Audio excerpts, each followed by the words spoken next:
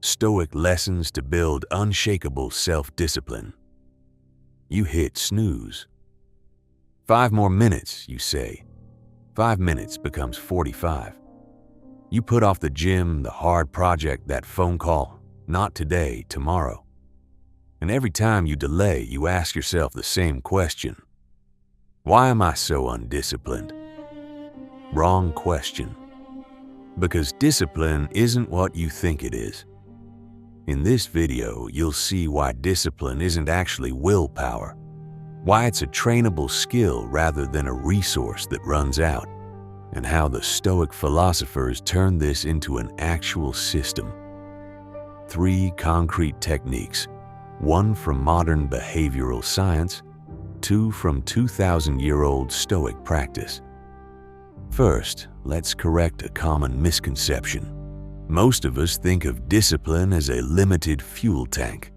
You start the day full, it drains a little with every no you say. And by evening, it's empty and you give up.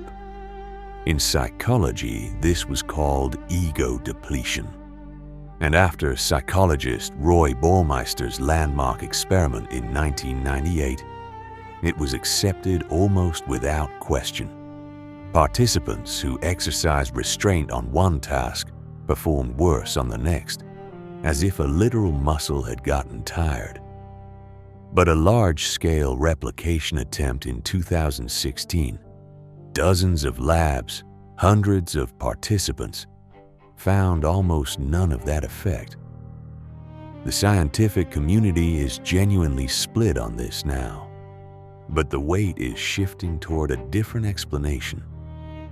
Discipline doesn't drain like a fixed tank. It depends heavily on what you believe, whether you expect your willpower to run out, and on what kind of system you've built. The Stoics already knew this. They just had a different word for it, Askesis, ancient Greek for training or practice. The idea that just like an athlete trains a muscle, you can train the mind through small, deliberate exercises. The Stoic philosopher Musonius Rufus taught his students to deliberately eat plain food, tolerate mild cold, and refuse unnecessary comfort, not to suffer, but to strengthen the muscle of, I can choose this discomfort. It doesn't choose me. Epictetus's school worked on the same logic. Test yourself with small, controlled hardships so you're ready when a real crisis arrives. To them, discipline wasn't an innate gift. It was a habit, and habits are built. So how do you build it today? There are 3 techniques. The first, start the action before the motivation shows up. Don't wait for it. Most of us say, I'll start once I'm motivated. But research shows the opposite is usually true. Motivation tends to appear during the action, not before it. You don't want to go to the gym, but 5 minutes in, you want to keep going because your body is already moving. Call it the 10-minute rule. Tell yourself, just do 10 minutes, then you can quit. Most of the time, you don't stop after 10 minutes. Because the hardest part was starting, not staying motivated. Marcus Aurelius gave himself a version of this same talk, even on the empire's heaviest mornings. In a famous passage from his journal, he scolds himself for not wanting to get out of bed. Is this not what I was born to do? To love the world? To work? He wasn't waiting for motivation.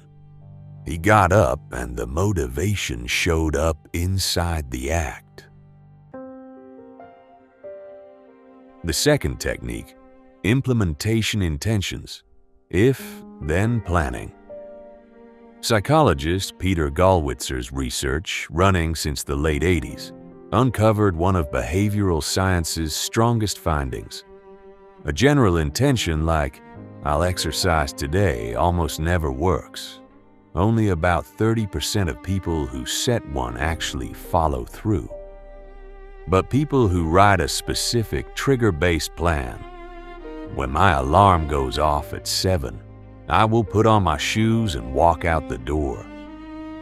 Follow through more than 70% of the time, nearly 2.5 times as often, because your brain no longer has to decide in the moment. When the trigger hits, the preset action just runs. The Stoics called this premeditatio, rehearsing not just worst-case scenarios, but your own responses in advance. Before starting his day, Seneca would clarify in his mind exactly what difficulties he'd face and exactly how he'd respond, so that by the time the moment of decision arrived, the decision had already been made. Try this tonight. Pick the task you're most likely to put off tomorrow and write one single if-then sentence. When X happens, I will do Y.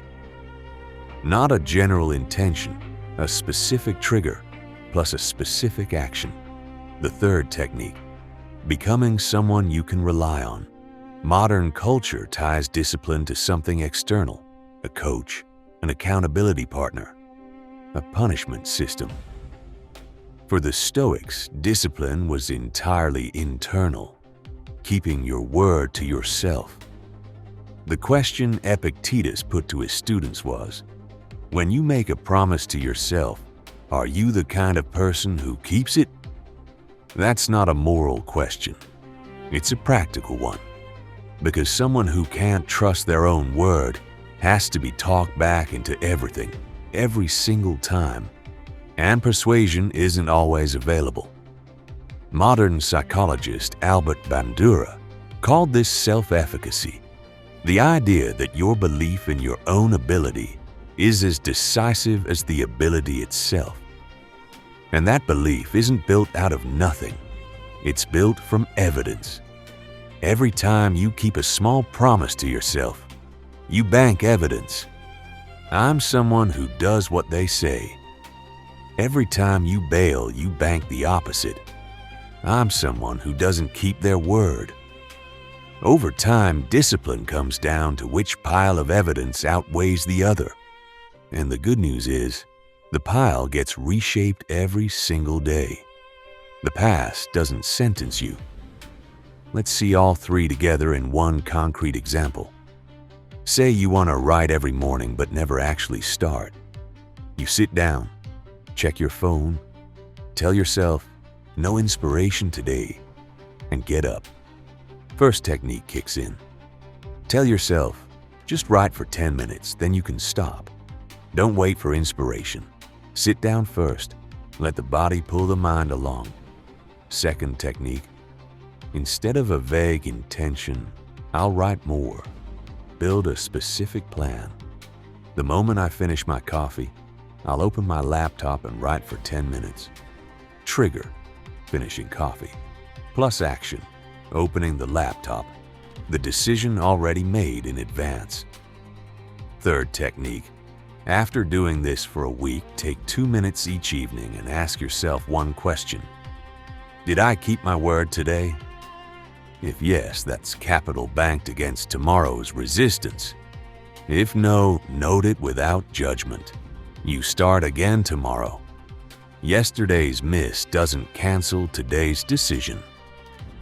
Each of these three works on its own, but together they're far stronger. Start the action without waiting for motivation. Make the decision in advance, and grow your evidence pile with every small consistency. Turn it into an evening routine. Write one if-then sentence for tomorrow's hardest task, then spend 2 minutes checking whether you kept today's word. That's 5 minutes total, but weeks of it add up, and you'll notice you're no longer renegotiating with yourself from scratch every single morning. Discipline isn't a power you're born with. It's a habit rebuilt every morning, the same way a muscle gets stronger with every rep. The storm will come back. You'll want to hit snooze again. But now you know it was never a battle of willpower. It's a system. The lake learns to stay calm beneath the storm through a system. not by chance. Which of these 3 techniques are you going to try tomorrow morning? Tell me in the comments.